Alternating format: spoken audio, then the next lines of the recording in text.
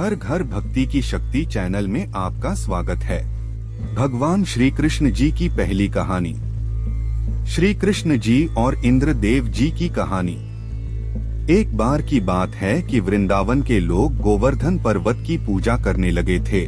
वह भगवान श्री कृष्ण के कहने पर उस पर्वत की पूजा करने लगे थे और इंद्रदेव की पूजा नहीं करते थे। इस बात पर देवराज इंद्र ब्रिज के लोगों पर बहुत ज्यादा क्रोधित हो गए और क्रोधित होकर उन्होंने उन्हें दंडित करने के लिए ब्रिज गांव के ऊपर घनघोर वर्षा करने के लिए बादल भेज दिए। इंद्र के आदेश देते ही वह बादल गांव की ओर चल पड़े और वहां जाकर बहुत ज्यादा बारिश करने लगे, जिसके कारण वृंदावन में बाढ़ की संभावना पैदा हो गई थी।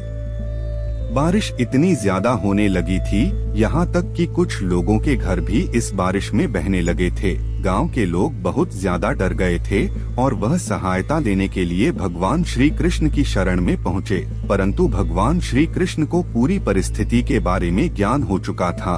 उन्होंने गांव वालों की सहायता करने के लिए अपने बाएं हाथ पर गोवर्धन पर्वत को अपनी छोटी उंगली पर उठा लिया और वह पर्वत पर पूरे गांव के ऊपर छतरी का काम करने लगा। देखते ही देखते वृंदावन के सभी लोग और गाय एक एक करके उस पर्वत के नीचे आने लगे। इस प्रकार भगवान श्री कृष्ण ने वृंदावन के लोगों की जान बचा ली। भगवान श्री कृष्ण के चमत्कार को देखकर लोग बहुत ज्यादा हैरान हो गए थे और इस चमत्कार को देखकर बादल भी वापस लौट गए और इस तरह भगवान श्री कृष्ण ने ब्रजवासी की रक्षा की और वह लोग खुशी खुशी रहने लगे। भगवान श्री कृष्ण जी की दूसरी कहानी। वृंदावन के छोटे गांव में पारो और रामदरस नाम के पति पत्नी रहते थे। वह दोनों आंखों से देख नहीं पाते थे और हर रोज भिक्षा मांगकर ही अपना जीवन व्यतीत करते थे। दोनों श्री कृष्ण की भक्ति किया करते थे। भोजन से पहले वह उस भोजन का प्रसाद लगा दिया करते थे। उस प्रसाद को अपने भोजन के पात्र में थोड़ा सा मिलाकर बाकी किसी दूसरे गरीब को खाने को दिया करते थे। श्री कृष्ण भी उनकी भक्ति से बहुत ज्यादा प्रसन्न थे। इसी कारण उनको कभी भूखे पेट सोने नहीं दिया करते थे। चारों ओर जन्माष्टमी की धूम मची थी। गोकुल, वृंदावन, बरसाना क्षेत्र में कृष्ण जन्मोत्सव की विशेष मनोहारी छटा देखने को मिलती है। पारो खुद भी पुत्र को जन्म देने वाली थी। उसे खुद नहीं मालूम था कि वह जन्माष्टमी के दिन एक पुत्र को जन्म देने वाली है। ठीक उसी समय उसने पुत्र को जन्म दिया। वह अपने माता पिता की तरह ही श्री कृष्ण की भक्ति करता रहता था। उसका नाम उन्होंने चंदन रखा था। वह नाम के अनुसार ही शांत और शीतल स्वभाव का था।